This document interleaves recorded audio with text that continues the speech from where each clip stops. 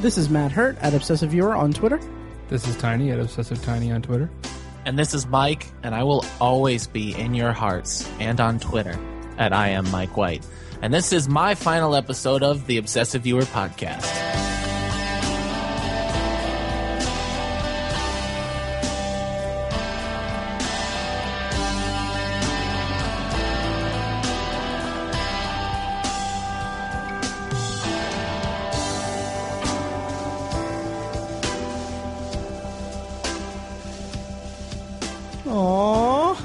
Did you cry when I said the heart thing? You can't see me, so yeah, totally. My heart cried. It did.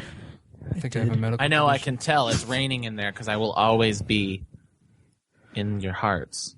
Yep. And your heart is crying, so it's I hope raining. that you. I don't know. Your metaphor is falling I hope apart that right you now. cover Never the mind. water damage in my apartment. It's a really lazy metaphor for a guy getting his master's in English.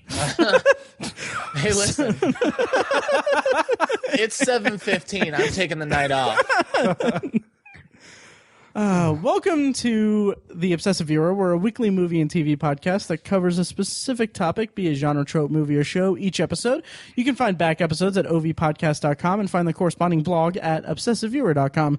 And also come see us at Indie PopCon on June 26th to the 28th here in Indianapolis at the Indianapolis Convention Center. We'll have live recording at the booth and a lot of fun stuff to give away and stuff. I don't know. We're still kind of figuring it out. Tickets are on sale at indiepopcon.com. So, as we said at the start, this is Mike's final episode for the foreseeable future, which means like 3 months, right? Yeah, something like that. No, so we announced it last week on the podcast that Mike is going to be Hopefully you're not leaving. completely blindsided right now, Right. because I mentioned it. Yeah. We mentioned it at the end of the episode, so if you just kind of cut off after our Age of Ultron review, Mike's leaving. Yeah. Hate to break it to you. So, Yeah. but it's for good reason and it's on good terms. You know what I was thinking about today was that it's, in the past we did seasons, right? We kind of did this by season. And this would be the end of the spring season or the end of perhaps season 2. And so like a main character is leaving the show It would at the finale of season 2. That's sure. I'll agree with you and then kind of completely knock it down. Jeez. Just kidding. No, when we were doing seasons, the reason why we stopped doing seasons for the show was that we started the podcast on June 21st, and that was the first day of summer, and then like each year of the podcast would have been 4 seasons, and that got like really numeric. But if this were a TV show, we are in like the end of the normal network season, and this is We're killing We off just Mike. finished sweeps. yeah. We just finished our big Marvel Cinematic Universe sweeps episodes, which, by the way, quick note before we actually get into the main topic of the episode. I realized after we finished and released the last week's episode that Phase 2 of the Marvel Cinematic Universe actually ends in July with Ant-Man. Yeah. So, yeah, but in our defense, it was originally planned to be the kickoff of Phase 3, but at some point they switched it around. So it's not totally on us. And, and so with this episode, this is Mike's final episode until, years from now or a year and a half. I think I'm going to pin it to that. For eventually. Eventually he'll be back, and he'll be back at certain points. So we wanted to do something special for this episode, and I feel kind of dumb because it took us a while to really hammer down what exactly we were going to do. And then, Mike, you had this idea to basically bring up your top 10 favorite movies of all time list. Yeah. And that just And makes... it hit us like, why wasn't this what we were going to do in the first place? Exactly. Like, this was like what... like, this is what we needed to be this episode from the beginning. So that's what we're doing this week. We're going to be discussing at length Mike's top 10 favorite movies list. Now, me and Tiny, we don't really do top 10 lists and stuff like that. But Mike, why don't you tell us about your process in selecting your top 10 favorite movies and what makes you so list centric in your movie viewing? I've always listed making lists as one of my top hobbies. I love making lists, and I don't know why exactly, but I think that a lot of my identity lies within knowing things about movies and liking particular movies. And so when I talk to people and I talk to people about movies, it's always interesting what they're into. And, if they say, hey, my favorite movie is blank, I can say, oh, that's my 8th favorite movie or whatever. And it's kind of a conversation piece. That sounds fancier than it really is. The truth is I just like to rank every aspect in my life. I mean, my favorite foods, I know my favorite songs, my favorite albums, my favorite shows. But the one that I love is my top 10 favorite movies. As you guys know, listeners, we do kind of our top 10 movies of the year every year, and I've done that as long as I can remember. And so the top 10 movies of all time is something I started probably in the middle of high school. I decided on I watched a movie that I hadn't seen in a long time, decided it would be my favorite movie, my number one movie. And then so it's kind of in flux. So every year or so I redo my top 10 list just to kind of see where I am at that time. It's obviously unofficial. I mean, not that it can be official by any means, but it's always in flux. I love the idea of seeing a movie that will kind of crack my top 10.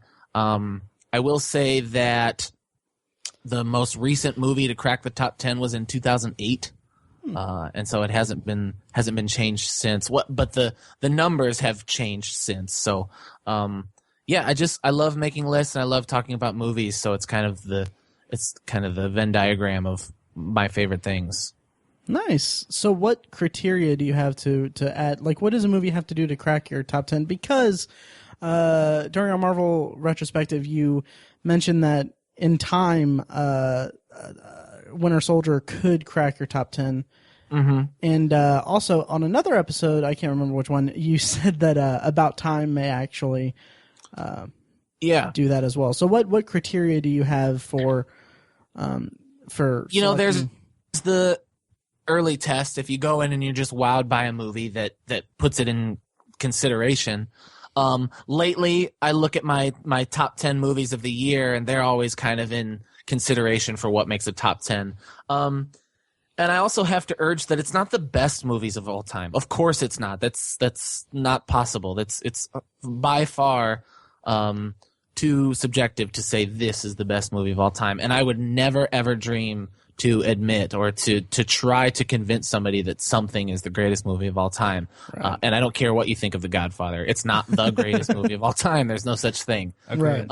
And so these are my favorite movies. They're the ones that move me the most. They're the ones, there is something a little narcissistic, I think, about this list. They're the ones I'm most impressed to call my favorite movies.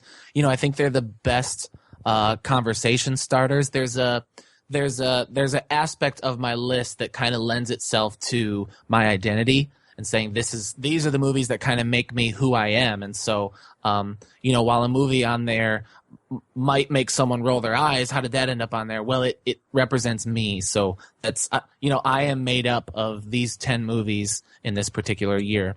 There's a timelessness to it. There are movies that just, I consider they stand the test of time. So some of them I might argue as best movies. We do our vault movies. And so some of the vault movies that I've suggested have ended up are on this list, and so there is a quality to it, and a long lasting aspect to it. And then finally, when I see a movie, I think about the movies that are the reason I see movies. I've said that a lot. I said that recently. You mentioned The Winter Soldier, and when I saw The Winter Soldier, and I just felt giddy with excitement, like I was happy to see Captain America on the screen. I was happy that movies like this are made. I was happy to call myself a movie critic and a movie fan. It's movies like that that really get me going, and movies like that end up on this list, the ones that are remind me why I love movies so much. Basically, why I do this podcast. Clearly, you put a lot of thought into this. Yeah, maybe a little. I don't have a script with me, so that was all off the top of my head. But I do. I haven't thought about. I didn't sit down at one time and think about why movies end up on my top 10 list. But I'm always thinking of why I like something. I always think you should have an answer. I think you should always qualify why you think something. So that's that. And I also have to add that I know that this is not really the way you guys work. I know that you guys do your top 10 end of the year lists. Maybe as a service to me. I don't know. I appreciate it, but I think for me that's the case. Yeah. Yeah. Well, I appreciate it. Oh no. But yeah, I love top 10 lists, and so the guys are going to go through my top 10 list with me. Yeah, and you mentioned that one of the things you mentioned about it being about you, these movies kind of making up like who you are as a person. I count off the top of my head 1, 2, 3. I think one of them is, but 3 movies that were filmed in Chicago. Perhaps more. Let me see. With 2 of them taking place in Chicago, or having yes, that is true. That scenes is correct. involving Chicago. That is correct. Yeah, That's funny. And I watched 2 of them last night, and I was like, "Oh, okay, that's why." Yeah. You know what? Honestly, I didn't think about that. Well, maybe one of them. One of them for sure. That's part of it. Yeah. And then one of the things I love about another one is part of that. But no, I don't think. I don't think their inherent Chicago-ness is the reason they're on this list. That is a good point, though. Yeah, and I think that says something. Yeah. It says something about my city. Yeah, exactly. And that makes me kind of wonder if Source Code has a chance of ever breaking in the top 10. It's on my. I actually did a top 25 list. Nice. And I think it's on the top 25. I don't know. Wow. Yeah. It's up there. I loved that movie. Oh, me too. I need to revisit it actually. So why don't we go ahead and just get into the meat of this topic and discuss your number 10. We're gonna go in. Let me do really quick. I'll breeze through 15 through 11, just so if you don't like me and you don't like these movies, they're all kind of similar to this, so you can turn off the podcast now. Thanks for the click. Download the next episode. 15 is The Departed. 14 is The Matrix. 13 is Shawshank Redemption. 12 is The Social Network. 11 is That Thing You Do. So you can turn it off now if you don't like any of those movies. Number 10 is Chris Nolan's The Dark Knight from 2008. Yes. So and this is the most recent movie on this list. That's true. Yeah. When going through this list last night. By a lot, actually. Yeah, that's true. By 10 years. Wow. Yeah. That's yeah. The next movie is 10 years. It's Junior. Yeah. Right. It really speaks to the quality of The Dark Knight and the endearing factor of it. I mean, when going through this list last night and watching a couple of these movies in preparation, I wished that I had time to watch The Dark Knight again. But that's kind of always how I feel about The Dark Knight.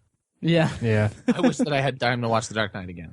Hell, when watching one of the movies I watched last night, I saw scenes that were shot in the same location as The Dark Knight, and I was like, oh, man, I need to watch The Dark Knight again. Yeah. So why don't you just give us a rundown of what you love about The Dark Knight, and then we can go into discussion about it. If you are a longtime listener of this podcast, then you know when we did the Nolan retrospective, the main thing I had to say about The Dark Knight was I love that it is a crime drama that just happens to feature Batman. What really can't be said can be said about The Dark Knight that hasn't already been said. Mm-hmm. It is the best. It is the best. I know that I just said that we're not supposed to do that, but you won't find a lot of people who will argue with me that it is the best movie based on a comic book character. Mm-hmm. There is so much to it. I love that it shies away. It kind of gets away from the standard plots of those type of movies. I love that it has a theme that Chris Nolan picked a theme and went with it.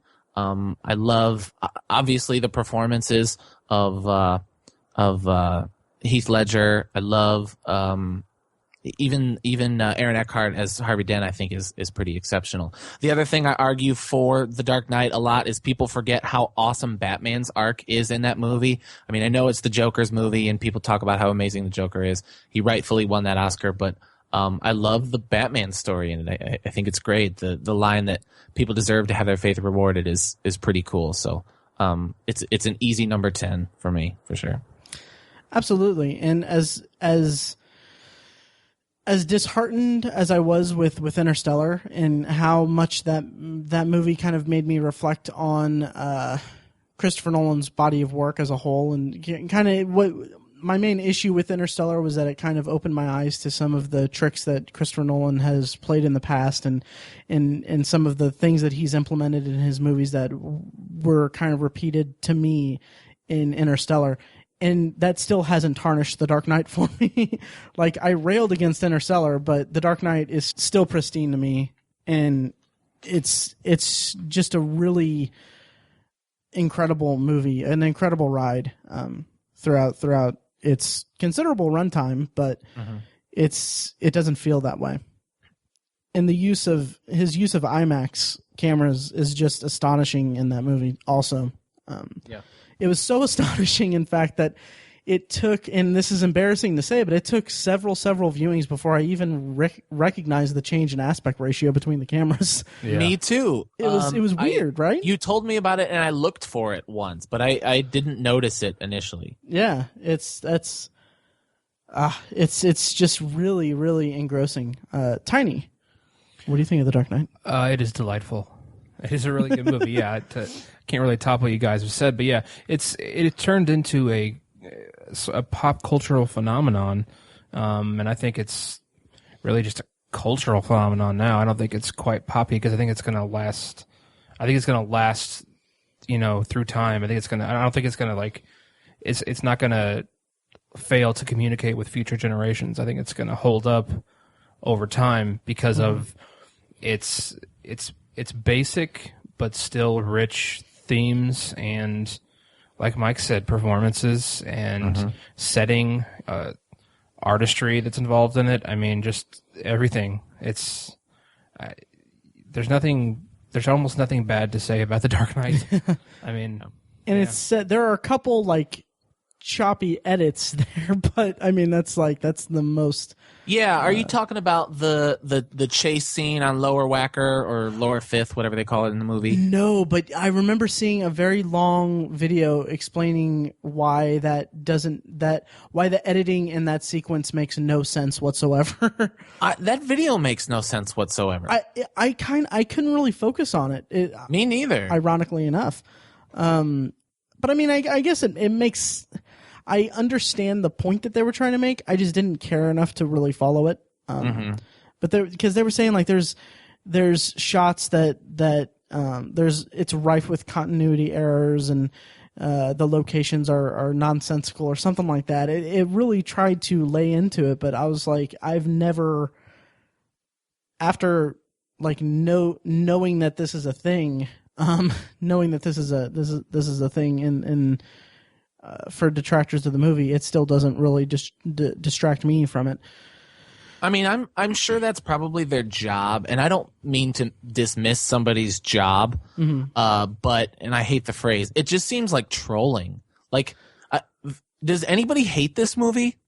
Why? I guess it's their job. I answered my own question. But it just seems so nitpicky. Yeah, I remember reading a review of it when it came out, because I used to do that. That used to be one of my favorite things, was to get the local newspaper and read reviews on Friday. And it was, I think it got I want to say it got 3 out of 5 stars. And I don't even remember the lady's qualms with the movie, but it was just so this was clearly not your kind of movie. And you shouldn't have been the person to review it because it's not your thing, and all you're going to do is just try to poke holes in it and find stuff that's wrong with it. And yeah, I think those are the only kinds of negative reviews that exist for this film, and it's barely negative at that. Yeah, I mean, I can understand it. If I found the video correctly, it's a 19-minute and 30-second video. dispelling, like basically critiquing the editing of the sequence in question, the truck chase scene. And I mean, I'm not going to say that there aren't. It's not a perfect movie, and it's not like Nolan and his editor are like above making mistakes in any way or anything. But it just didn't prove problematic to me. I could still follow it. I could still follow what was the action that was happening, and that's the most important part of it, is that I could make sense of what was happening on screen. And maybe if that's their field of like, if they're professional editors or something like that, then maybe it makes, I don't know. But I don't know if I would call it nitpicking that particularly. I just would say that it's not something that I have ever had a problem with in the several times that I've seen The Dark Knight. Yeah. So, and this is kind of slightly off topic of this, but it's adjacent to it. Well, okay, The Dark Knight really set a standard for comic book movies. And it set the tone for a lot of imitators that were released in its wake. I mean, even now, like, this is nearly a decade later. It's like, what, 7 years later?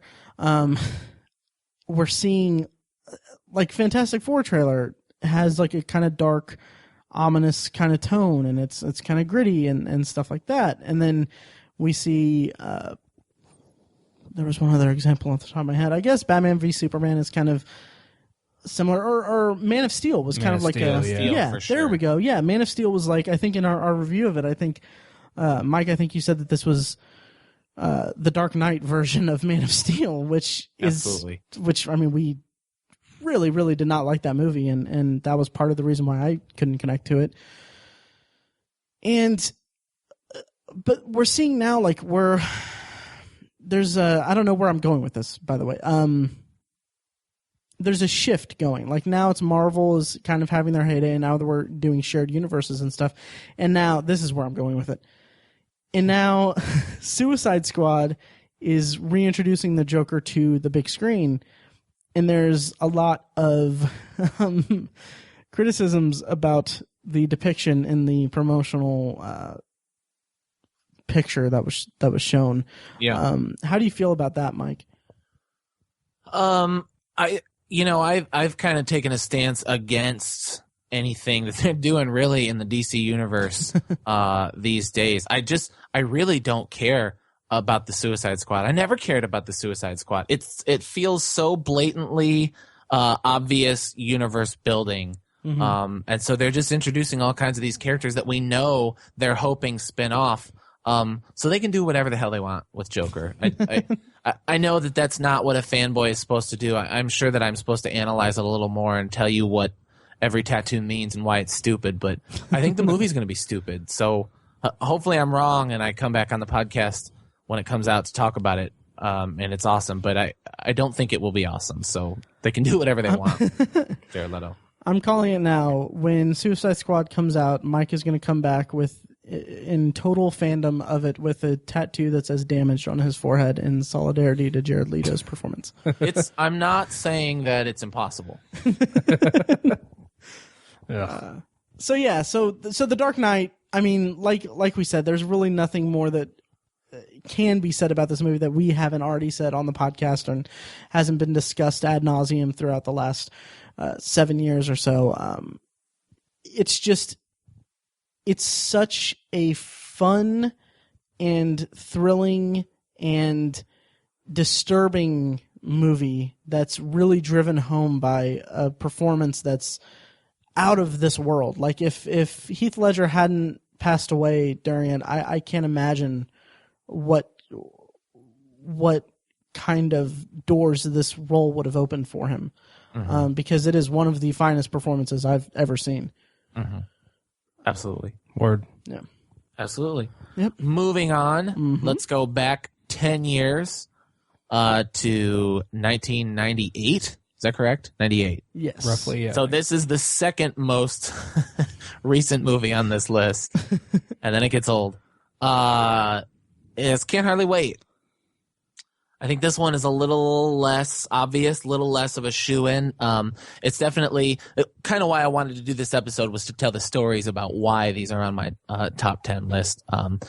You heard me talk about the movie when we did our coming of age movies. One night party movies. One night party movies. There we go. Still one of my favorite episodes we've done. Yeah, me too. I Yeah. loved that episode. And Great. because I loved the movies we watched. And this, I would argue, stands among the best of those. I think Dazed and Confused might be, I don't know, the better quality movie if we're playing that game, but I am not. So Can't Hardly Wait kind of hit me at a time. I actually saw it in junior high, so I was a little younger, I guess 5 years younger or so than the people in the movie. But what I loved about it was kind of saying, oh, that character is me, that character is you, that character is John, that character is, and we would play that game and kind of be those characters and watch it. My friends and I would kind of spend the night at each other's house every other weekend. It was like clockwork through junior high, and we'd watch it once a month. I mean, we love that movie. And so this one is definitely a nostalgia pick for me. But I think the quality of the movie, the quality of the humor, and the quality of what it represents about being a teenager in the 90s holds up. I think it's a solid pick. What do you guys think? I agree. It's one of my more beloved movies, actually. I really, really loved this movie when I first saw it. I think it was like in 2000 or maybe 99. And I just really connected to it, even at a young age of 13, 14 years old. Yeah.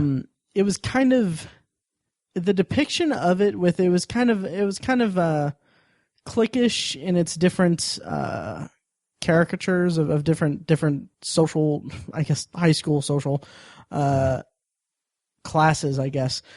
But it wasn't spoon feeding these cliques or these different personas to me the way that, say, Saved by the Bell would. Right. Because Saved by the Bell was just really after school special cheesy kind of level of crap. But Can't Hardly Wait was just kind of this fairly well grounded, almost satirizing depiction of 90s high school life. Yeah. And unrequited love, and which, I mean, Preston Myers is kind of stalkerish, but he's endearing too, and He is super endearing, Yeah. and fully endearing. I mean, there is no. Oh, yeah. I think there is a little bit of send up in the movie, but Preston Myers is 100% earnest. Oh yeah, and it's you really I really connected to the character throughout it. He's just a hopeless romantic, and you gotta love that about him, even at a high school grade, or maybe that's part of the charm, is that he's just exiting high school, and that's what really pulls him to define him or to confront the thing that has defined him throughout his high school career. And that's something that just kind of spoke to me, I guess. Yeah, I wanted to be Preston Myers for sure. For sure. Yeah, I did too. He made out with Jennifer Love Hewitt at the end.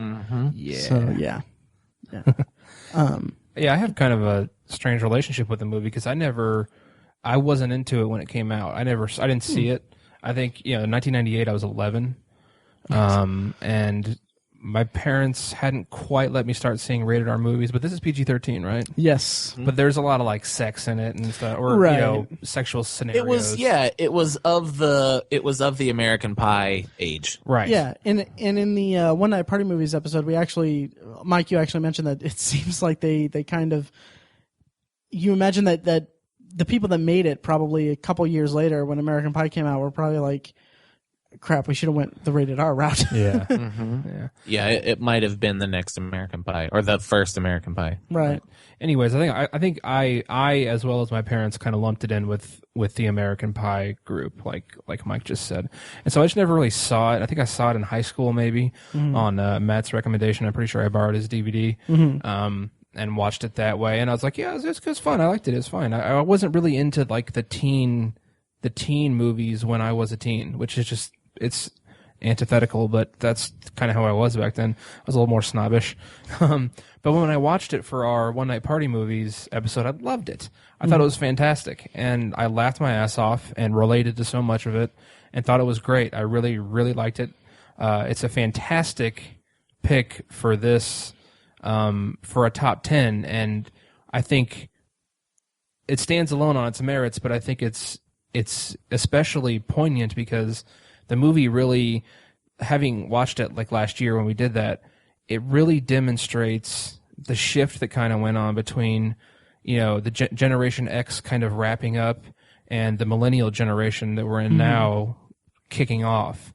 You can see those things blending in this movie really well. And, it's kind of a silly comedy, but it has those kind of interesting, serious themes in it, or not necessarily themes, but just characteristics and traits that you can kind of pick up on. And you're like, yeah, that's interesting how we did it back then. And you can see how the new generation's kind of taken off while they're shaking off the characteristics of the old one. It's kind of fun. I probably overanalyzed that a little bit, but no, I think that's pretty good. I think it's because I watched it as an adult. I really appreciated and enjoyed it as an adult, and that's why I see those things. So yeah.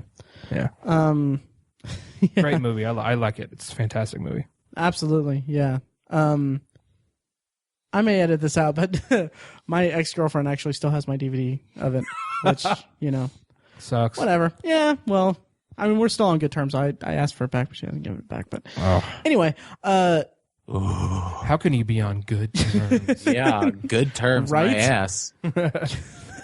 Yo, I gotta have sex tonight. Jesus. I mean, peep this. I won't, because I think I did that on the. I think we all did that on the One Night Party movies. I am 92% sure that we did that on the One Night Party Movies episode. Yeah, but can we talk about the soundtrack to this movie? Because my God, Blink-182, man. Oh man, Third Eye Blind. I will go. I can't remember if I went on record saying this or if I thought of this later or if we discussed this off the air, but I will go on record by saying that the use of Blink-182 in this movie may be my favorite licensed music in a movie ever. Nice. Because it's so perfect.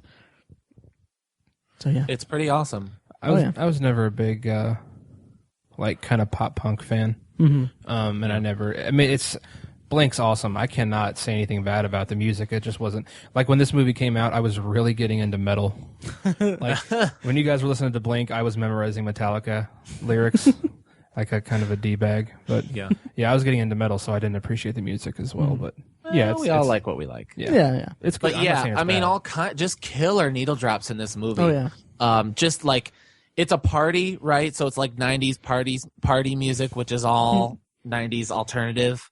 Kind of, I guess, like you said, Tiny, bleeding into pop punk. But I think that goes along with what you were trying to say about the kind of the generation evolving into something a little newer was there's, it starts with Third Eye Blind, who were kind of pioneers of pop rock music in the mid 90s. And then in the late 90s, Blink-182 kind of came on the scene. And they're at the end of the movie. Again, a little too much analyzing, but I don't think you're off base too much. Cool. Yeah, I really want to revisit this movie. Aren't there were there 3 Smash Mouth songs in this? Or am I thinking of a different movie? There is, I can think of one. There's one. Yeah. In when Jennifer Love Hewitt first gets the letter. Then there's 2, because when she first comes into the room. Oh, is that? No, that's, wait. No, when she first comes into the school. Okay, yeah, there you go. Okay. But the other one is, what is it? Sneaker Pimps? Oh, I don't know. Is that a band? No, I had no idea. It is now. I don't know. Yeah, it's Sneaker Pimps, 6 Underground is the name of the song. Okay. Take me down. Yes. 6 Underground. The ground beneath your feet. I love it when Sneaker Mike, Pimps. I love when Mike does that. Me too. Our own little obsessive viewer needle drops. Yes. Yeah. I adore this movie so much, and It's a great well worth being on your top 10 list. And Thank you. yes, So then my number 8 pick, moving on incredibly slowly. We're gonna go back to Chicago for the Blues Brothers, and so the Blues Brothers is important to me because it is the most Chicago of the movies on this list. I mean, Chicago. Yeah. People throw around this phrase a lot, but I think it's true that Chicago is a character in the movie. So much of this movie has to do with Chicago. There is blues in Chicago. It's not the home of blues, but there's a lot of blues in Chicago. Mm-hmm. And so when I was younger, I still have an uncle who is incessantly quoting movies. In fact, when new people meet this guy, they're not sure if he's speaking to them in earnest or doing a quote from a movie. And he really sticks to 3 main movies. At least before his kids were born, he stuck to 3 main ones. Now he quotes like Nacho Libre, School of Rock, and Napoleon Dynamite. But in the past, it was Austin Powers, Blues Brothers, and This Is Spinal Tap. So nice. I knew most of Blues Brothers before I even saw the movie. And then one year for Halloween, when I was maybe 8 and my brother was 6, she suggested we be the Blues Brothers for Halloween, and we were. And so we rented the movie that Halloween to kind of study our characters, to get into characters. And what's so fun about the Blues Brothers, and a girl that I dated a long time ago was pleasantly surprised to find that it's a musical. Interesting. And you wouldn't think. I mean, I guess it's about the Blues Brothers and their musicians, and it's about getting the band back together. But it's an SNL movie. It's the first SNL movie, and so you would think it's just a straight up kind of slapstick comedy, like a sketch drawn out into 2 hours. But it is a really successful, and I mean that financially, and also it pulled it off, musical. I love every number in the movie. And I love the performances, and I love the Chicago-ness of Blues Brothers. It's an easy pick for my top 10. Nice. Tiny? Never seen it. Oh, really? Yeah. Whoa. Oh, wow. Yeah, it's a cat movie for me. Wow. Yeah. There we go. I can't fault you for that, because I just watched this movie for the first time last night. Yeah. The first time. Wow. The first time. And whew, all right. I have notes on the screen right now. First of all, He clears his throat. Oh, Jesus. First of all, I just want to say that Chicago fucking pops in this movie. Isn't it so gorgeous. beautiful? It's absolutely beautiful in this movie. I love there's a scene early on where Elwood gets Jake out of jail, and they bring him home to their apartment. And so the L is going by. And he says, how often does the train go by? And he goes, so often you won't even notice it. And that's so true, and such a Chicago thing, that the sound of trains is just always happening in Chicago. Yeah. And I want to, okay, I'm going to go into my feelings on the movie. And I want to preface this by saying that I went in pretty much completely blind from the SNL skits. Like I don't think I've ever seen a Blues Brothers sketch, ever. And I'm really glad that I watched this movie, Mike, because it kind of reminded me of the way you felt about 2001. Oh no. Because I just could not connect to this movie Really? at all. Yeah, it was such a bizarre experience for me, because they're doing these antics, and I didn't expect it to be quite as absurd humor, absurd situation kind of comedy. But I never really adjusted to it. Like it kind of felt discombobulated to me. Like I couldn't really latch on to it, and it kind of made me just sit back and watch it instead of, interacting with it in terms of enjoying it. I think that's what I love, is that it's still an SNL movie. So it has that ridiculously silly sketch humor to it. You know, a lot of it. Are you guys still there? Yeah. Yep. Sorry, I feel like I lost you. A lot of it feels like sketches woven together, but you know, the idea that they're on their mission and that there are plot points that go through, and they kind of take a break for a musical interlude every now and then. I love it. I thought the musical numbers were good. I mean, I thought they were all right.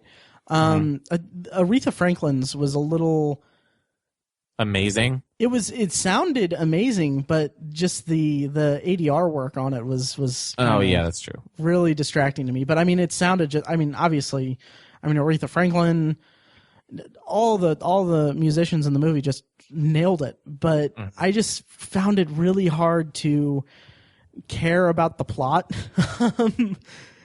And it was just kind of I think part of it was that, and this is going to sound harsh, but I really couldn't latch on to Elroy and Jake. Elwood, sorry. Elwood and Jake, Dan Aykroyd and John Belushi. It kind of felt like they were played it not necessarily, they didn't necessarily play it straight, but they were kind of they brought this dry reactionary dry white toast. Sure. Oh man, dry. Sorry. Exactly, like that kind of tone. Yeah, exactly. Yeah. They were kind of just dry, and it was kind of like they were just their dry reactions to all the kind of ridiculous situations and goofy stuff that was all going on around them just really didn't. It really felt kind of flat to me. I will say this, however, something about the way that John Landis shot all the chase scenes, like the car chase scenes, really, really resonated with me. Nice. Yeah, it may be because as a kid I grew up watching Dukes of Hazzard with my dad, and just seeing those kind of like 70s, 80s cars that are like just big boats basically squeal through city streets and going through turns and spinning out and losing controls.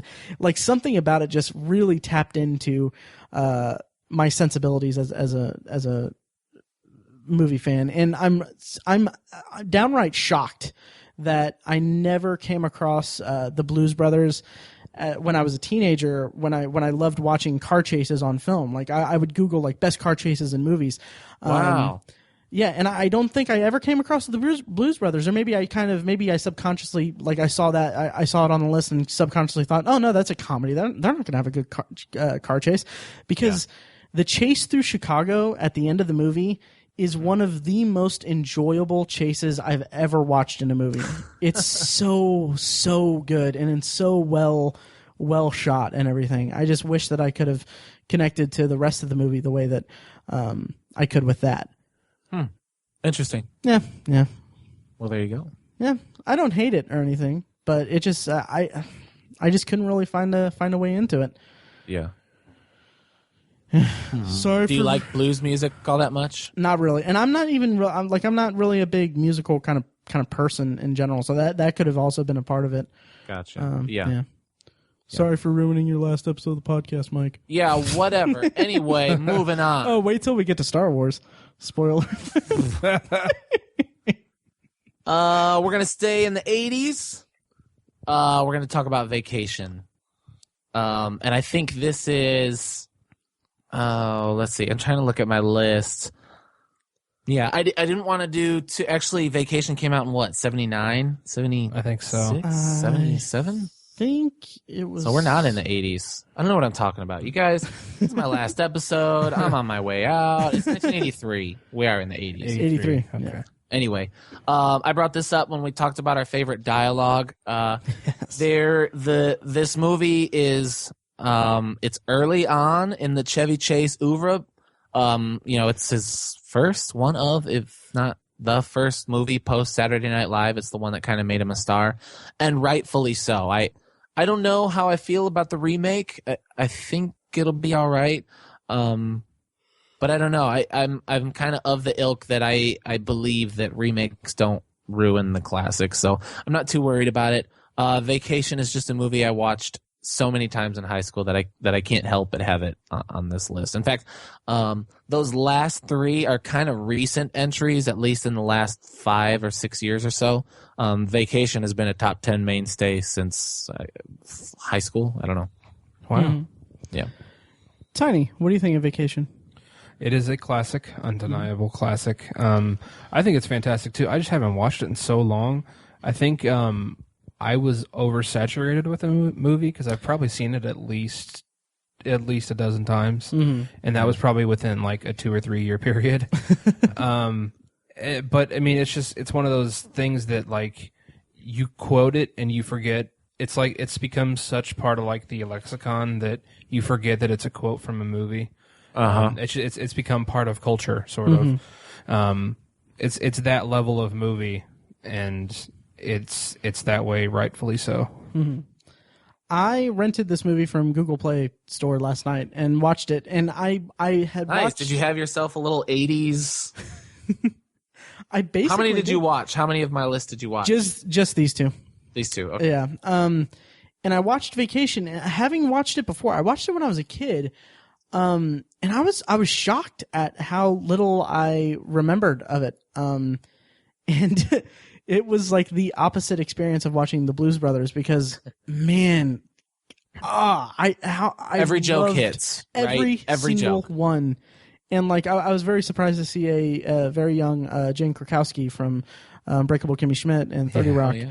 As Cousin Eddie's daughter, and one of the lines that just absolutely slayed me was when she and Audrey are on the seesaw. She's like, "I'm going steady now. I'm Frenching and stuff," and then Audrey's like, "Oh well, everyone does that," or something like that. And then she's like, "Yeah, but Dad says I'm pretty good." Dad says I'm the best at it. I'm the best at it. Yeah, it's like, oh my god, like There's a lot of that very, very blue stuff. Very blue stuff. Oh yeah, and it was kind of funny because going into it, I this past weekend the Red Band trailer for the remake came out, and I watched it, and I was surprised at how raunchy it looked and how much fun it looked. And going into watching the original, I was kind of like, I wonder if it's the wrong idea for them to go so raunchy in the remake, because I didn't remember this movie being so adult oriented. Oh yes, and man, is it? And it's surprisingly, shockingly at times. Oh yeah, and it's such a good movie, and it's so much fun from family. The family dynamic in it is so great, and you're right. Chevy Chase is possibly at his best in this role, and in this movie. Just the way that, like when you brought up the scene between him and Russ after the car breaks down, and he's talking about being a man and all that, while Rusty is just chugging this beer, and unbeknownst to Clark, and just the way that Chevy Chase plays aloof and just kind of oblivious to his surroundings is so natural and so. Yeah, it's like it's the opposite of space work. I don't know what you would call that. The way he is so purposefully oblivious to the space. Oh, absolutely. In which he's playing, right? Oh yeah. Oh, absolutely. That's probably the best way to define it. It's the opposite of space work, because he's not. He's just really. He's doing so much with a minimalist approach to the set and the surroundings. It's really a work of art, honestly. And I just I kind of completely forgot about the dog. What happens to the dog in this movie? Oh man. Yeah. Wow. Yeah.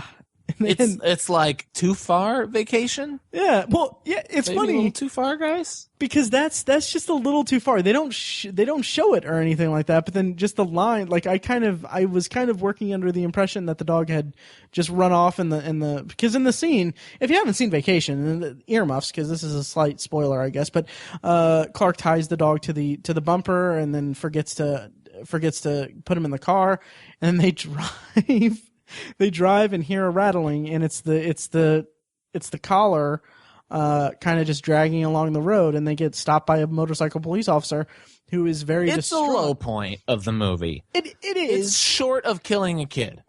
It is, but the way that they work it is they don't really like the way that I experienced that scene was that they didn't particularly spell out. Like I was working under the impression that the cop was under the impression that the dog was dead, and that maybe there was something that I missed or something or something where the dog like got free of the collar and ran off before they left. But then just the one line that the last line the cop says, I'll go back and shovel the carcass off the road or something like that. I was like, oh my God. Yeah. Just so you know that we went there. Right. We're going to hit this punchline. And then you say that it's a low point of the movie. It's kind of a almost too far thing. And then what happens with Aunt Edna right after that is like a whole other level of just crazy hijinks played for comedic value under a very dark moment in a family. I have said it before, and I'll say it again. Daniel LaRusso says it. Ralph Macchio in The Karate Kid. Hey, it's the 80s. And that is probably the perfect way to encapsulate Vacation. It is. Yeah. Everybody was on coke. So, moving on. Mm-hmm. See Vacation. Please see Vacation. I don't know. Maybe we'll assess when we get through this list, like which one is the easiest to recommend. But let's see. I'm looking at my list, and there aren't any more comedies. I'll say that. So Vacation is obviously my favorite comedy of all time. Please see it. Would you say the number one is a comedy? I think it's a fantasy adventure. It's got comedy elements. Sure. Adventure. Okay. Yeah, I go with adventure. It's funny. It's funny, but it's a family adventure. Okay, I can get on board with that. We short tangent. We played this game a little bit ago at work. We were kind of trying to discern or teach one of our friends to discern the difference between a horror movie and a thriller. And I think he was kind of confused, thinking maybe that horror and thriller were closely related, when really thriller is closer to action movie. Yes. Yeah. And so he would list a movie and would be like, no, that's actually a fantasy horror movie. You know, they were like Pan's Labyrinth. No, that's actually horror fantasy. Yeah. And then he'd be like, and so we were just trying to come up with movies that were thriller, and it's a little difficult. But movies like Broken Arrow, that's not a thriller. Argo is a thriller. Yeah. Yeah. The Fugitive is a thriller. Mm-hmm. The Fugitive is a thriller. Exactly. Yeah. It's a chase. Usually there's a chase in a thriller. Most of Harrison Ford's career. Most of Harrison Ford movies, are if Then you have suspense thriller also, like Suspense thriller, Along Came yeah. a Spider. the next movie on my list is not a thriller. It is a straight horror movie with thriller aspects. I'm not playing that game. Anyway, number 6 is Scream. And to borrow a line from Matt, this is Matt totally came up with this, but I'm going to piggyback off of it because I think it's true. He calls it the movie that made him love movies, and it is absolutely one of the movies that made me love this movie. It scared the poop out of me when I was younger. As legend has it, I saw Scream 2 before I saw Scream 1, and I saw Ghostface just like for weeks afterwards. I've talked about this multiple times on the podcast. And so it terrified me, and it wasn't until college that I watched the original Scream, and I loved it so hard.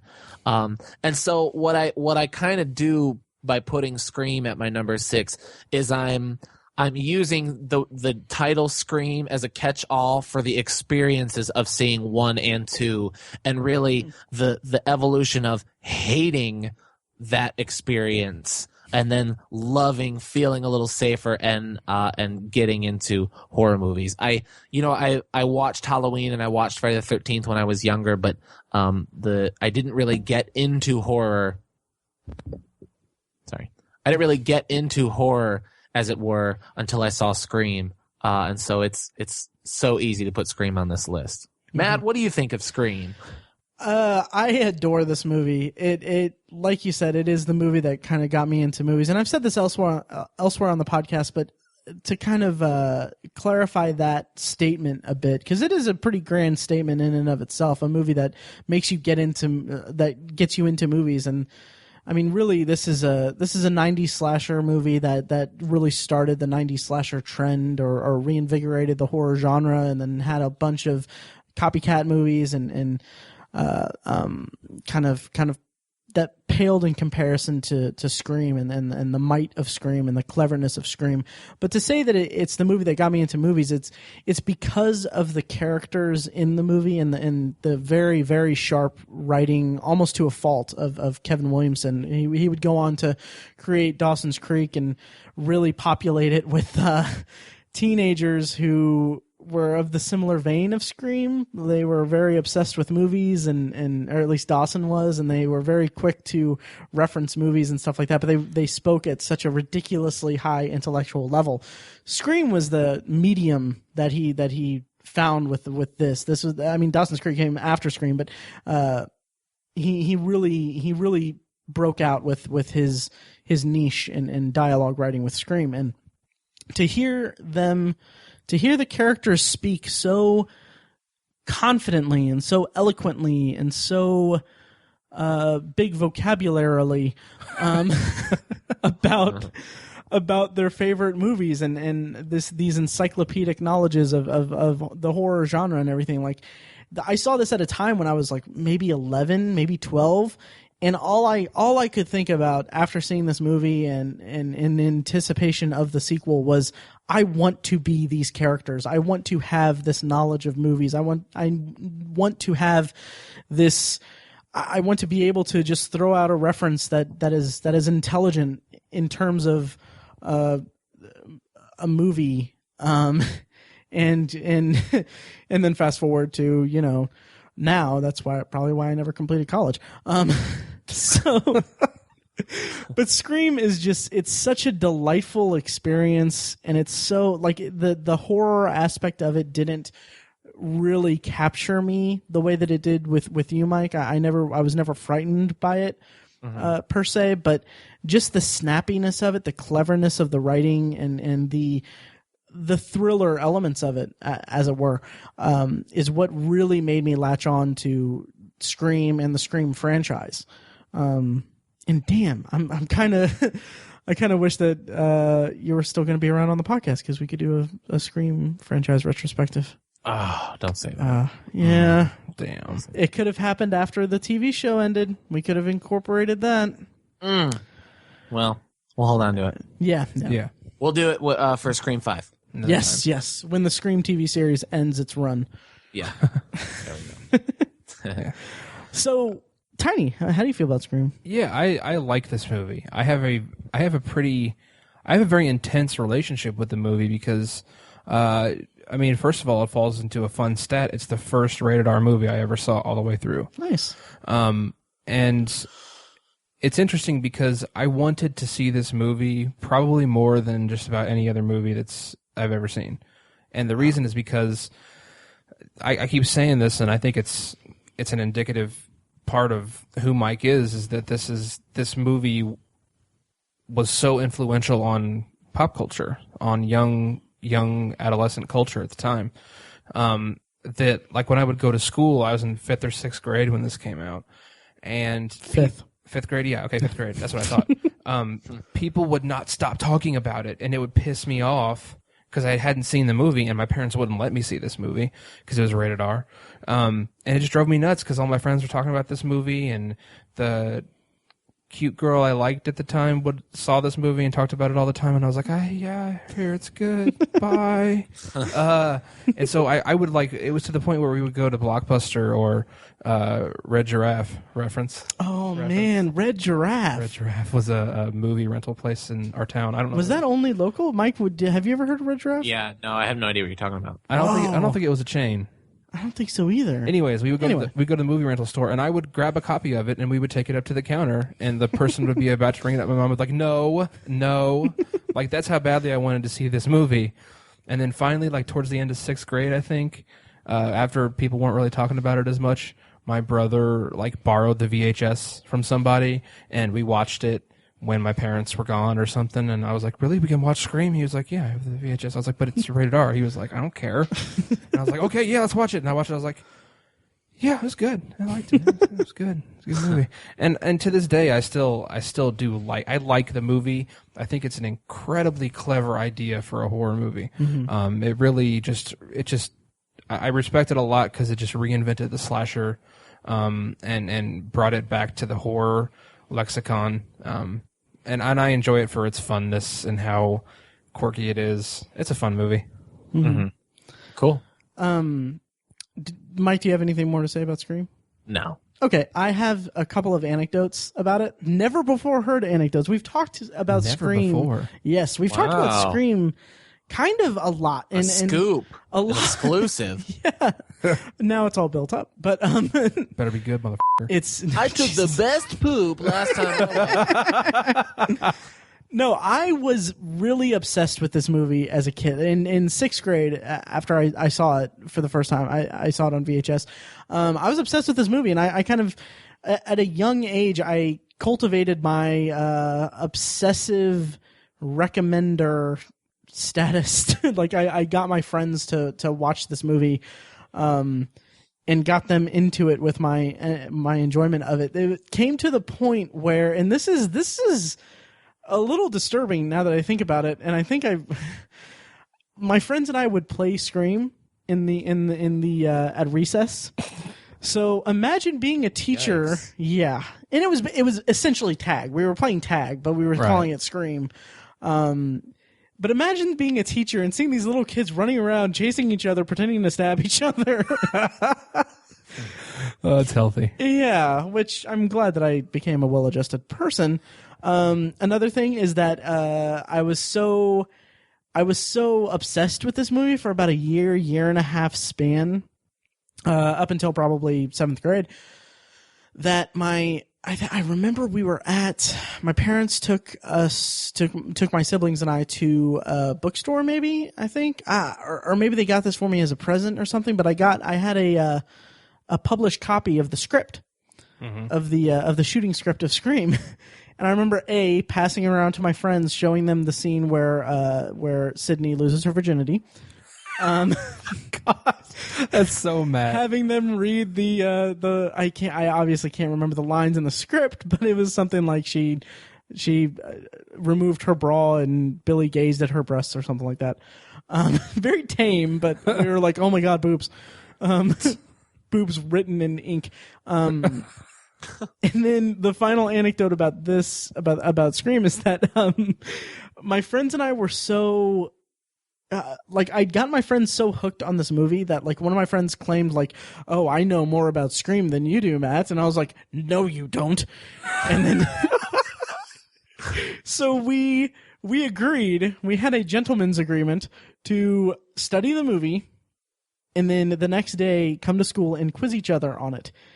And for sake of anonymity, I won't name names, but that motherfucker went through the goddamn credits and was asking me about the best boy grip, the key grip, the catering, and I'm like, dude, I don't know these things. No, that's not even fun, right? So, but I got my revenge on him. His parents moved him to a different school a year later, so I didn't get my revenge on him, but yeah, he moved schools. He moved because he was so distressed by your.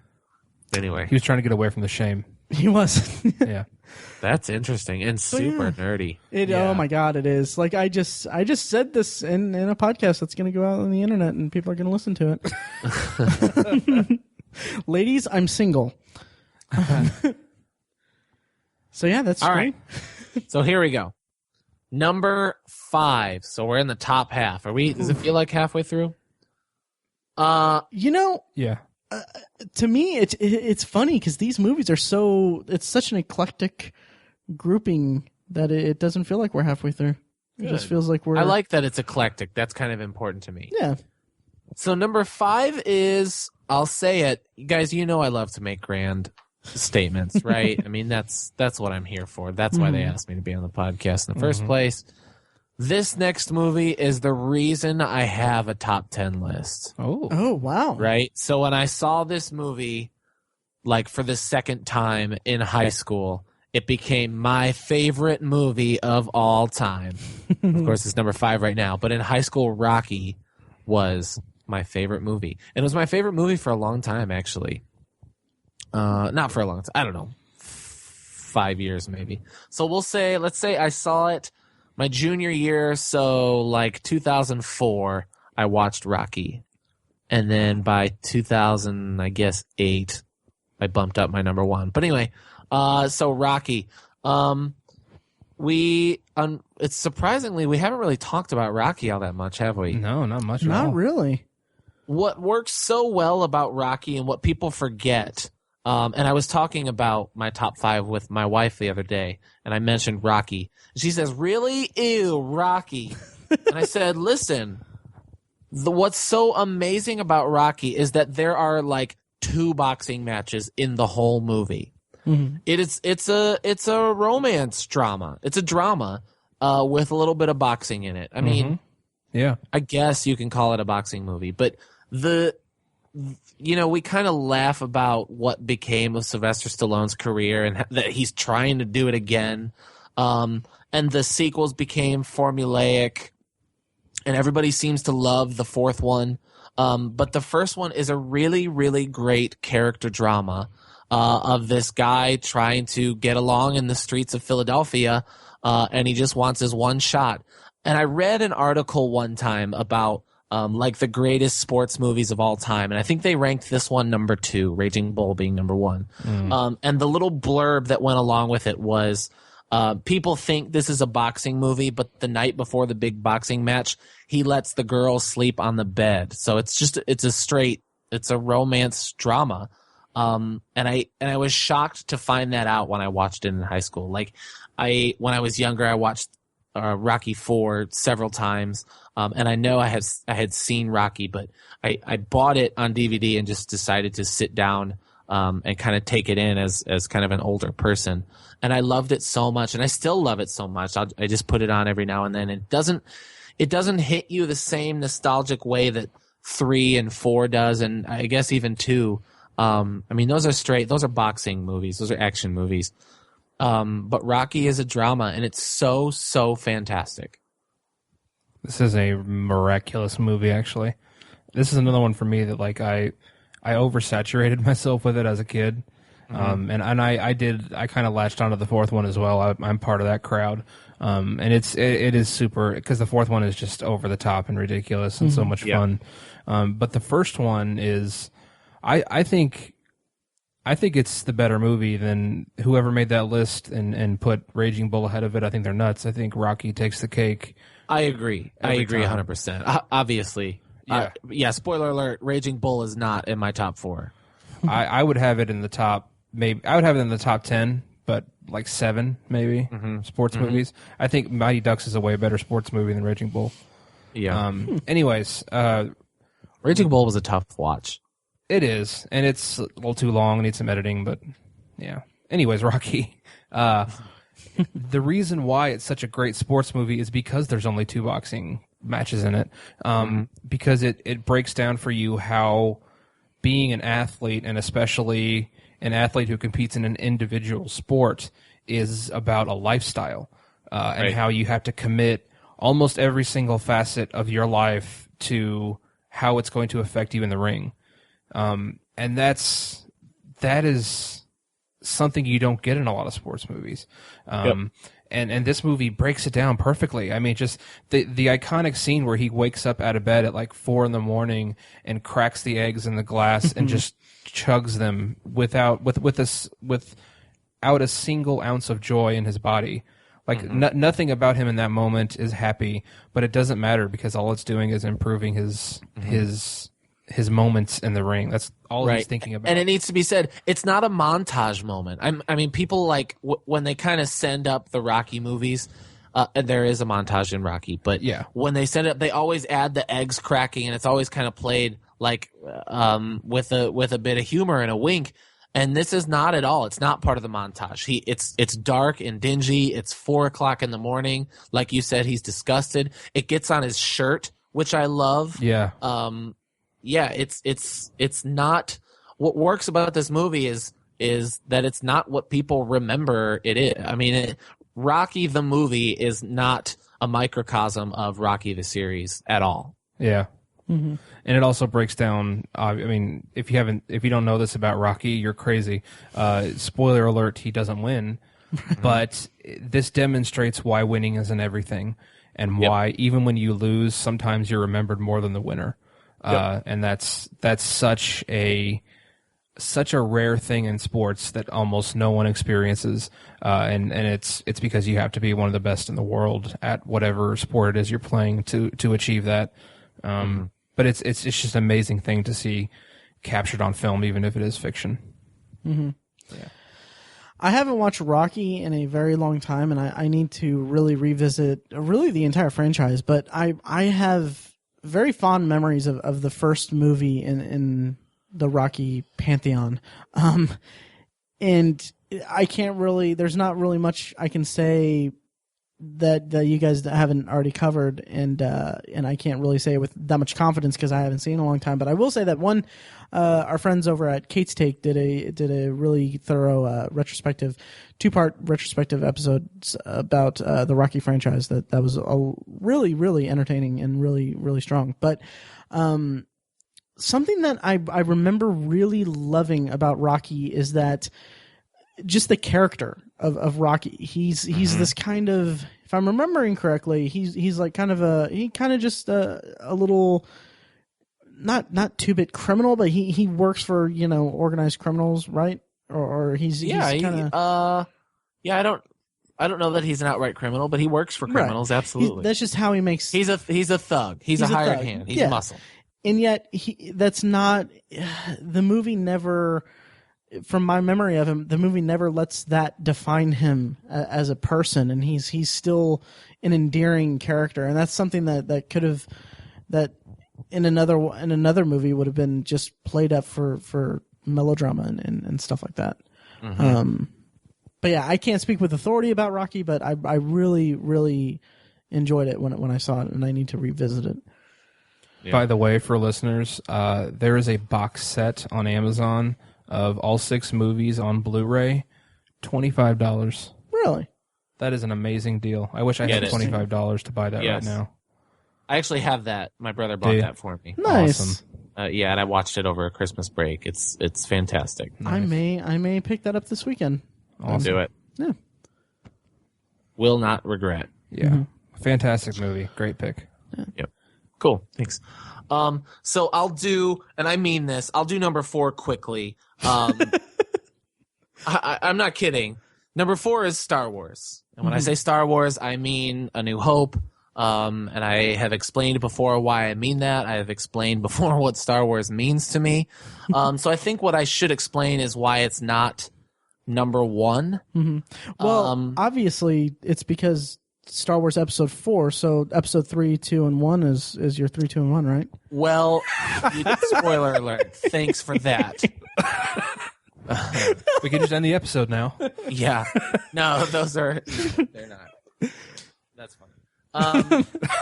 Why is it not number 1? I think that Star Wars means to me so much more than just movies. If I'm looking at, what's interesting about this list is that it's not objectively, which is the best movie. That's obviously not the case. But when you get towards the top, you have to consider that, at least take that into account enough. And so Star Wars is a fantastic movie, and I will defend it to the end. But it's not a wow movie for me.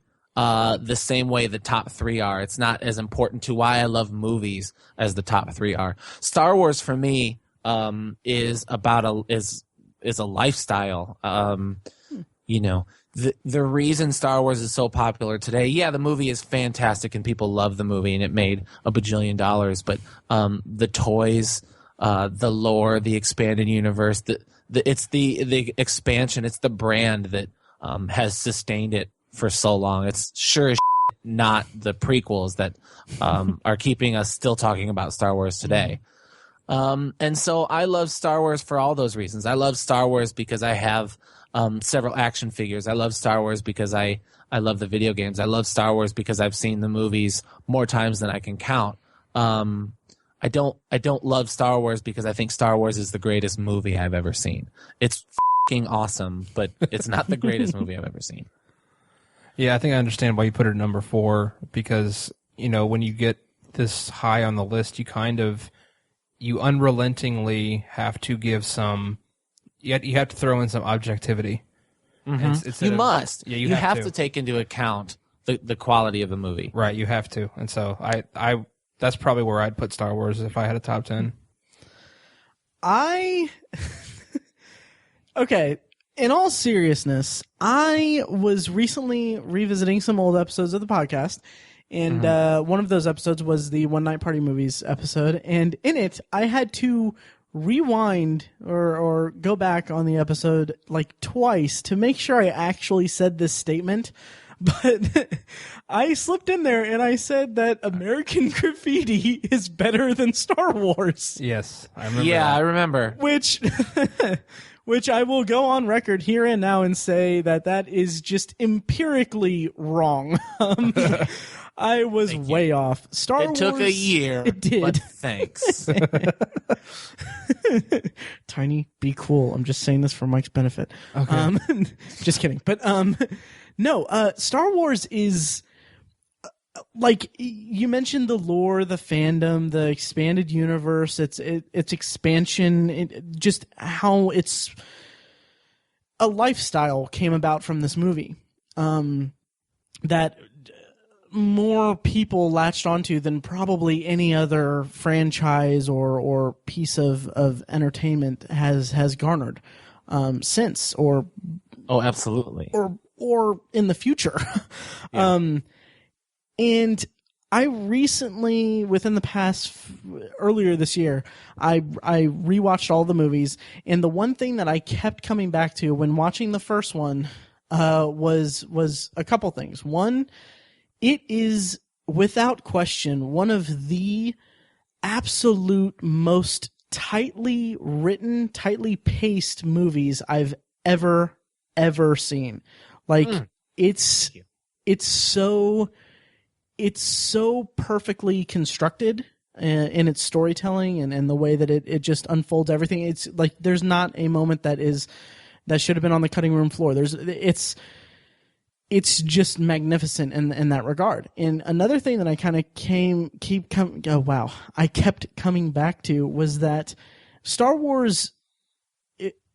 I believe, Mike, that you said this in reaction to my grand statement about American Graffiti and the One Night Party Movies episode.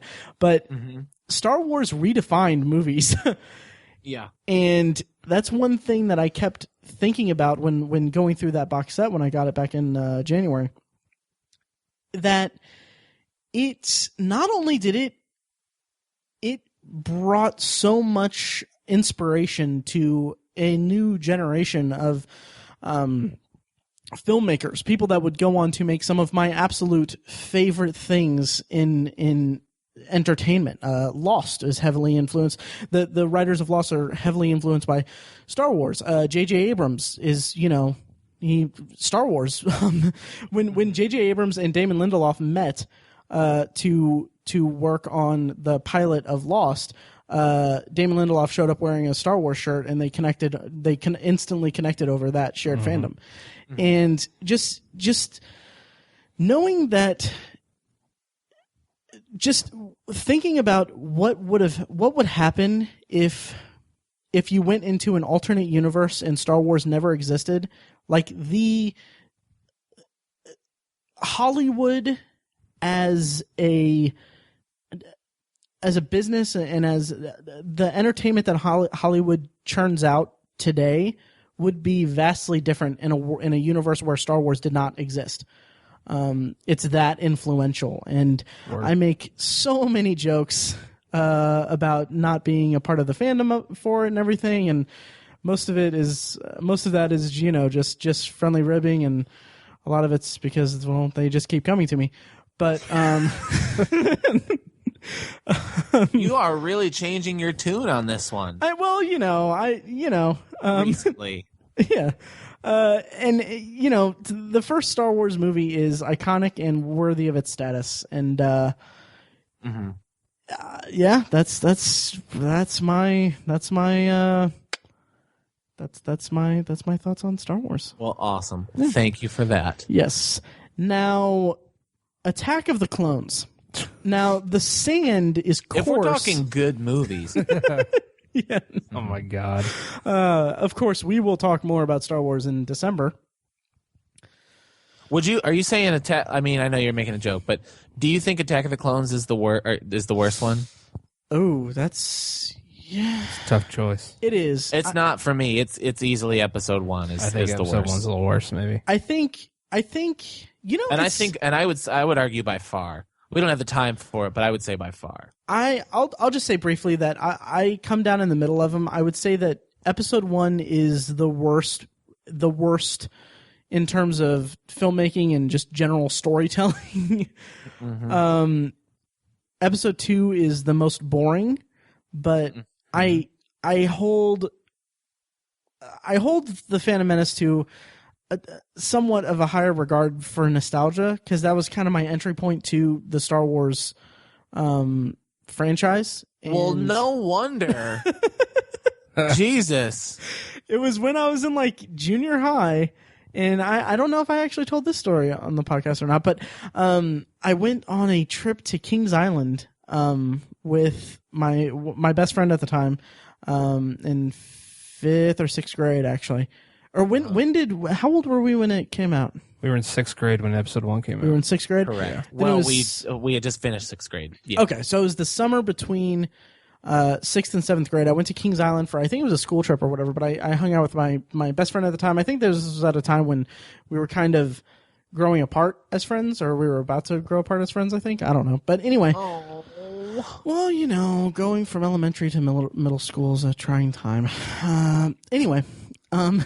So he told me in vast detail just the plot of the Phantom Menace, and I thought, wow, this actually sounds pretty cool. I don't know much about Star Wars, but I mean, I think I really kind of, and I don't know what this says about me, but I enjoyed the idea of a Jedi and his apprentice working together on something, and then the Jedi falling and the apprentice having to take on the villain in by himself, and kind of that growth kind of sounded appealing to me. That would be awesome if that's what the movie was about. Exactly, yeah. And he framed it that way when he explained it to me. And say what you will about episode 1, it is a travesty of a movie, but how cool is Darth Maul? Very badass, yeah. And that crime that they killed him. Yeah, and that duel at the end, pretty awesome. was really cool, and the music too. I mean, music. But we'll save that when we talk about your number 1 movie, Mike. Yes. So, number 3 on my list, I would go to bat and say is probably the best movie on this list. Mm-hmm. It is a vault movie, so let's not spend too much time on it, but it's Pulp Fiction. And I'd be willing to bet, like, I see this movie over time as I get older, creeping its way up onto the list. Number 1 will probably never change just because it's number 1, but I can see over time just realizing the importance of a movie like Pulp Fiction and the importance of it to me becoming number 2. But whatever, that's the future. Number 3 is Pulp Fiction. And I saw this in high school, and I saw this before Scream, and this for me is the movie that made me love movies the way I do today. I think I've said this before with the Vault episode. It's the reason I sought out directors. Quentin Tarantino was the first director whose name I ever learned by heart. And so Pulp Fiction, not as important as Star Wars is, but it's the most 90s movie that there is, probably the most important movie from the 90s. And I love every second this movie. And I remember watching it. I remember fondly watching it in high school several times. So Pulp Fiction is an easy number 3, and like I said, it might work its way up here in the future. I would not fault you if you put this up higher on your list, and even saying that it's higher on the list as 2 above it, or there are only 2 movies above it. This is a movie that defined a generation of moviegoers. I hear all the time, almost to the point where it's almost frankly annoying, hearing people say like, "Oh, this," like talking about Pulp Fiction as this, as if it were this. I'm trying to connect it to the brief, what's in the briefcase, but speaking about it as if it's this holier than thou godlike structure. And I mean, it's a movie, but I mean, my God, it is such a well crafted movie, and having it the way that it's edited into a non-linear format just makes it even more better. Makes it even more enjoyable to me. And I don't really have much else to say, but I have a couple other anecdotes, but I don't want to bogart your final episode with anecdotes about my life. So. No, that's okay. That's we're a team. Okay. What I'll say about it, and it's brief. If aliens were to come to the Earth and they were friendly and they were like, "Hey, you're humans, what's up?" If I were trying to explain to them what movies are, and I had to show them one movie, I'd probably pick this one. Really? That's a great way to put that. I think it's just so important in the history of what movies can be. Like it hits so many notes of what you can do with a film. Like what it's fun, it's art, it's indicative of its time, it's exciting.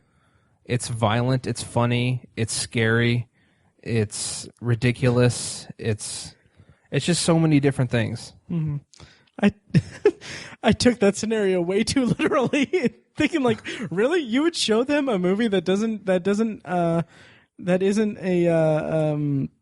non-linear, that's non-linear, shows the dark side of human nature, where we have gangsters' everyday lives, we have guys getting raped and stuff like that.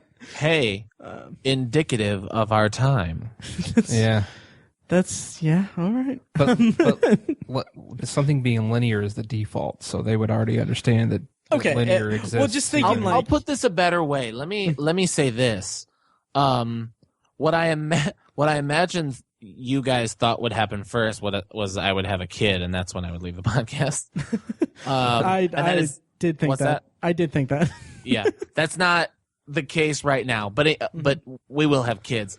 And Pulp Fiction, while I'm super, super psyched to show my kids all of these movies, particularly number 1, especially Star Wars, Vacation, I think is going to be fun. Blues Brothers is going to be fun. Anyway, I think like the one I'm most nervous that my kid will like is Pulp Fiction.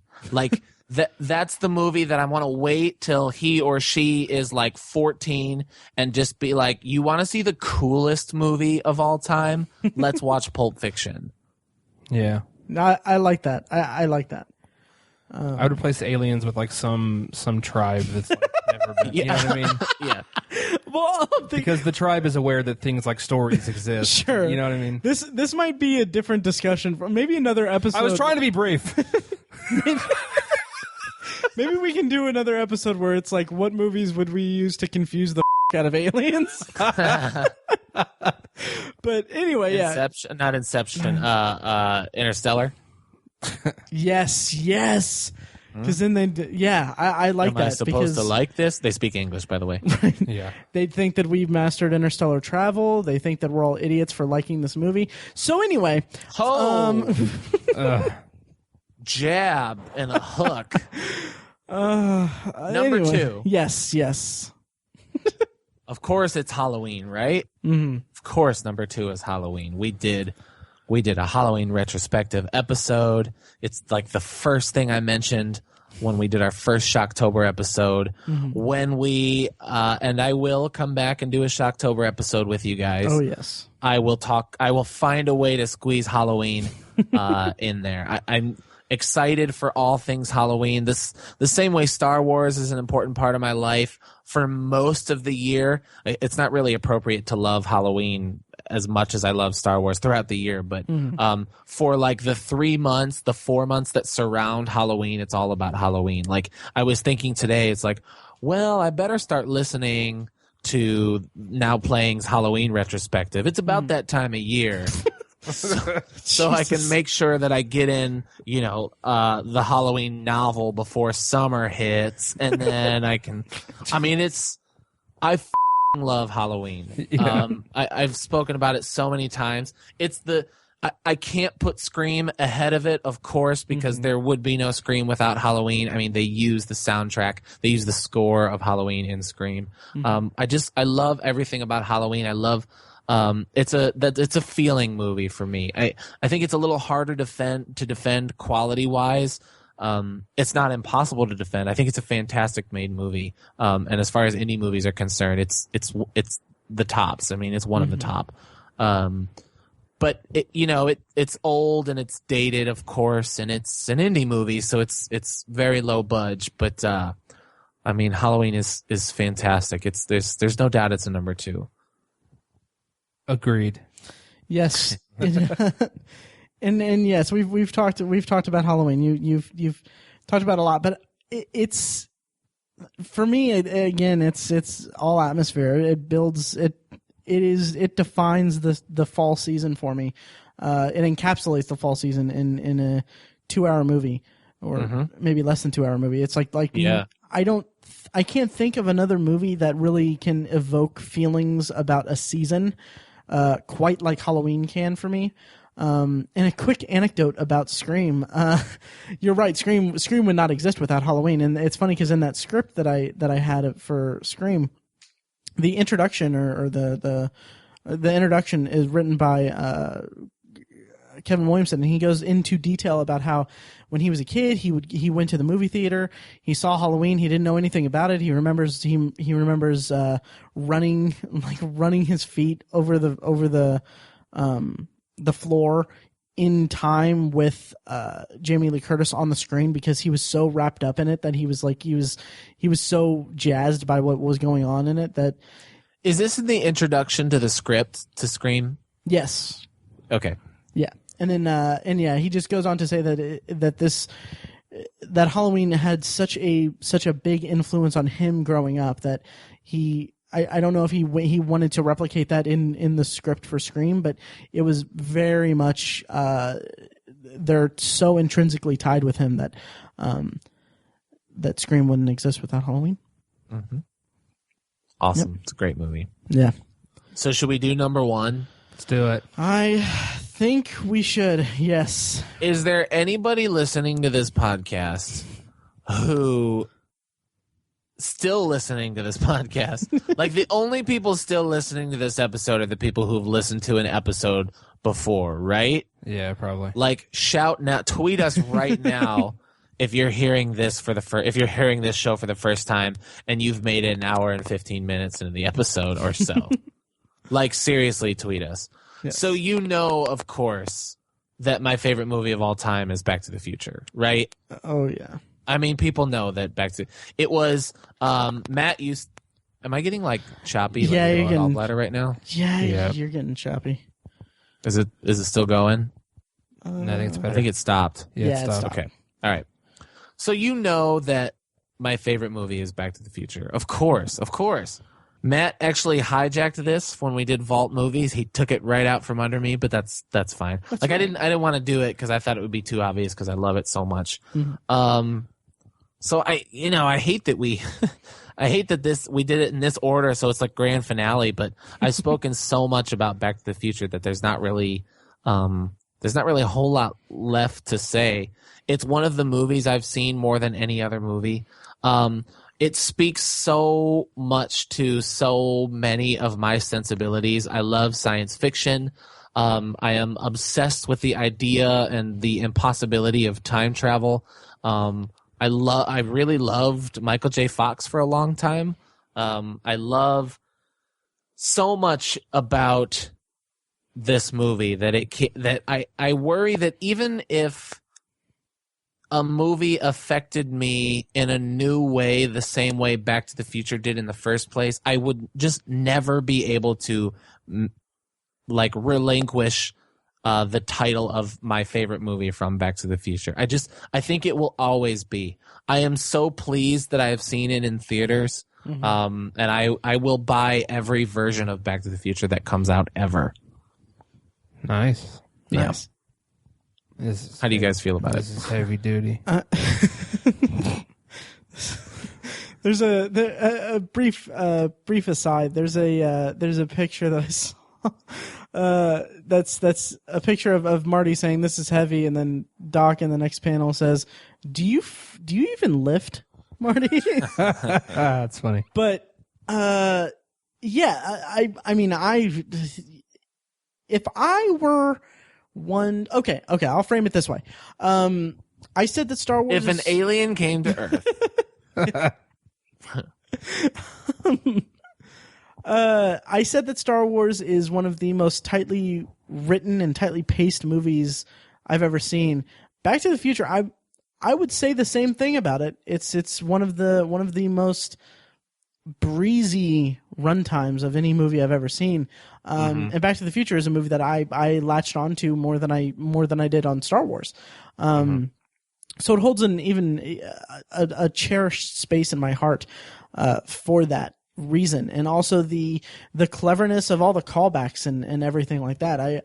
I listened to the now playing review of it, and it was kind of funny that they were kind of not down on it, but they were kind of critiquing the use of callbacks and stuff like that, and they were kind of getting really really deep into their discussion about them. I like even pointing out these little.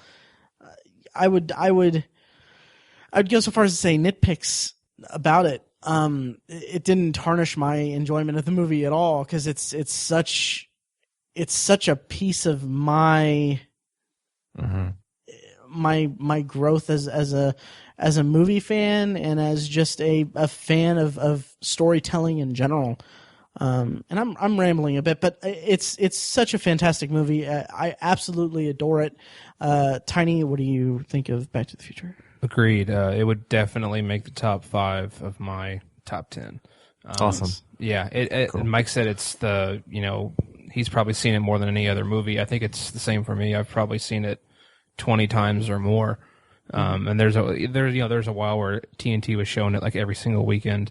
And so I'd watch it on TV all the time. And the reason is because it always feels the same when you watch it. It's amazing that it has that rewatchability factor to it, because I'm always worried about Doc connecting the cable right when the DeLorean touches it. It's like I worry every time that he's not going to make it. Yeah, me too. Yeah. And I remember when I saw it in theaters, everybody laughed and everybody gasped on cue. Everybody was into it on cue. It was just amazing. Yep. Yeah. That's another thing that I love about the movie and its sequels even, is that they do such there's an expertise and a magic to the way that these movies, that the Back to the Future movies establish a scenario and then play up the tension of that scenario to its absolute limit. Like it's the final sequences in the Back to the Future movies. Say what you will about the movies themselves, the sequels, the quality of the sequels, and everything. But the stakes of the climax of the movies are so intense and so gripping that it's unlike anything I can't really match it to any other movie off the top of my head. It's so well executed. Totally. Yeah. Totes my guts. Yep. So I think that does it. I think so too. Yeah. That is my top 10 favorite movies of all time. Wow. Currently. So then Currently. next week we're going to do Mike's top 10 TV shows, right? Right? Unfortunately, that also means that this is it for me, at least for the foreseeable future on Obsessive Viewer Podcast. Right. We'll get you Yep. back for, like you said, a Shocktober episode. And We will be back. Yeah, Shocktober at the latest for sure. yeah. And we'll and in all seriousness, like we ended last week's episode with a bit of a love fest and everything. So Mike, I want to tell you I can't stand you. I'm kidding. No, this isn't your exit. Like we're saying, like, oh, Mike's final episode, Mike's farewell, all that stuff. Mm-hmm. You are exiting the podcast. You're taking a leave of absence from the podcast, but you're obviously, like I said last week, you're always going to be a part of the podcast, whether you like it or not. The way that we decided that you were going to be a part of the podcast before we even started. Yeah. Yeah, but I mean, it's thanks. I mean that means a lot, and I hope that sentiment comes through when I say to you guys that I'm just taking a step back. I will always be an obsessive viewer. Mm-hmm. If again, so just listeners, so you know that there's no like behind the scenes turmoil or anything. We have our pod chat, and I will continue to participate actively on that. Oh, yeah. Hopefully, when I get a little more time to write, I'll be able to contribute to the blog, and I will be back for sure. And so it's I feel like I could do a movie reference right now. It's not goodbye. It's I'll see you later. What movie is that from? Oh, what is that from? And we call ourselves obsessive viewers, right? Yeah, I don't know. We're the worst. Yeah, I don't know. It's my last comment on the show called Obsessive Viewer is a missed quote. Hang on. It says, is it John Q? I hope not. I mean, I like John Q, but It's okay.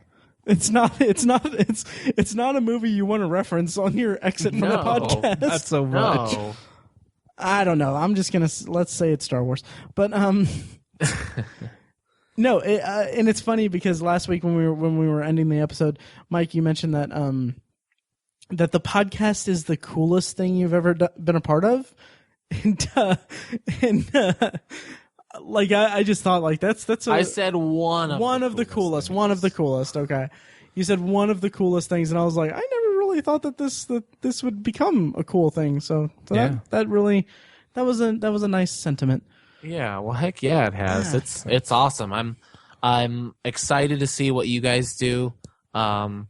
Listeners, to you guys, thank you for every single download, every like, every share. It's been awesome. Keep it coming. So if we make a bunch of money off of this, I can get some of that money. That'd be sweet. Yes. Yeah. Yeah.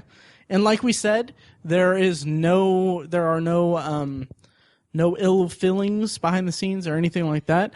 But I think next week me and Tiny are going to discuss contract disputes as a topic. So look forward to that. Come back next week for contract disputes. We are planning on Zuckerberging, Mike. Yeah. Yeah. Look forward to contract goddamn disputes. This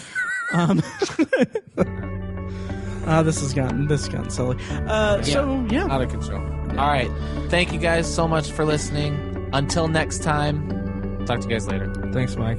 Thanks, Mike. Love you, buddy. Love you. Love you too. Thank you guys. Thank you, listeners. All right, bye. All right, bye. Bye.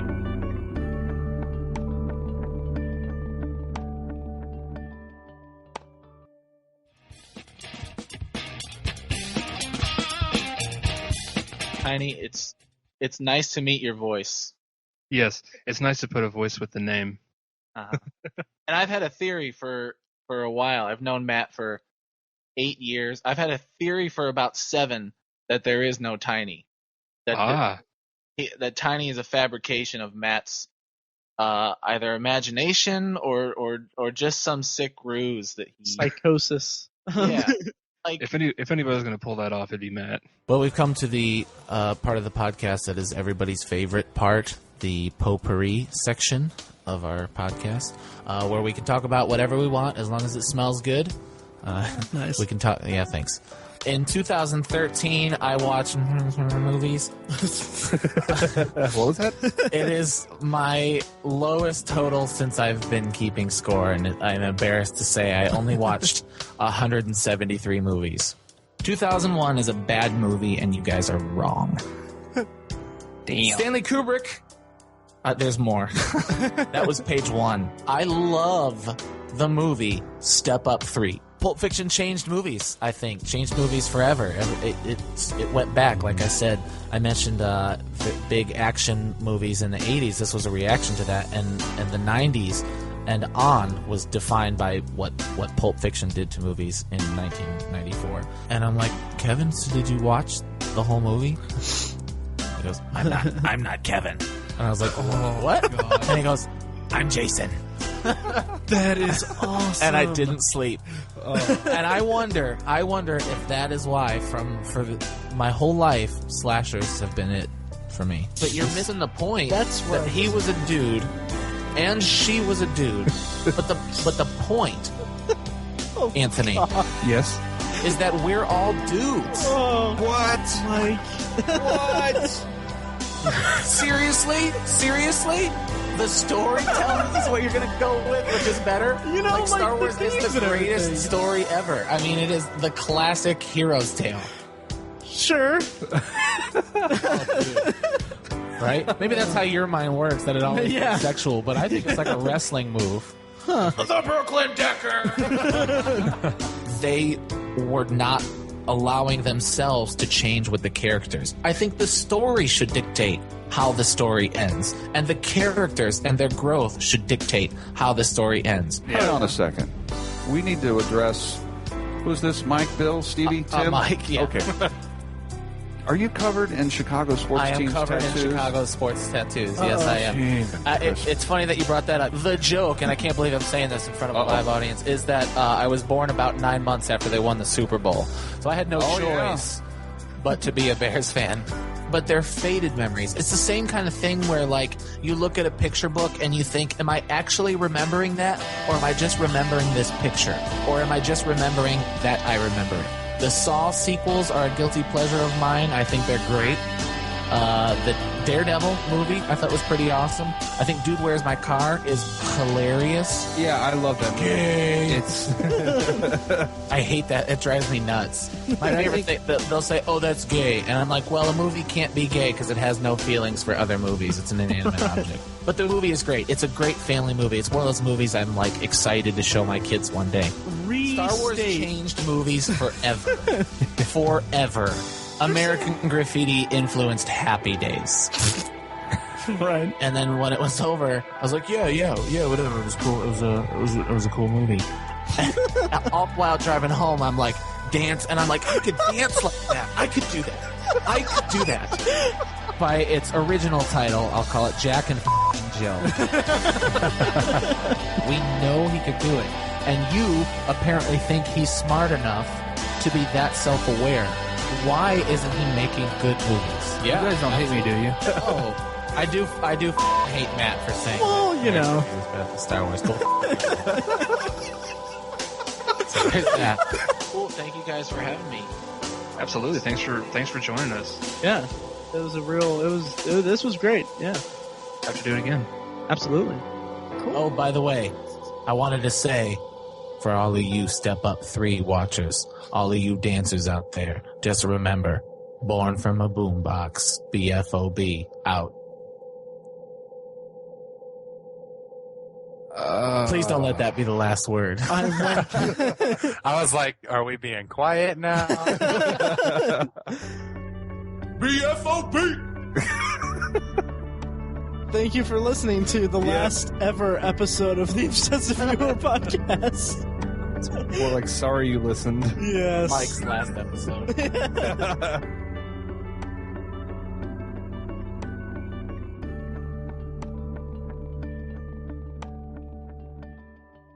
All right, we can continue. That was good. I have to poop so bad, but I'll be up for a little while. I'll talk to you guys in the pod chat if there's more to be said. Okay, right on. All right, see you guys. See ya. Bye. And that will be the tag, and that will be the last thing anyone hears Mike say on the podcast.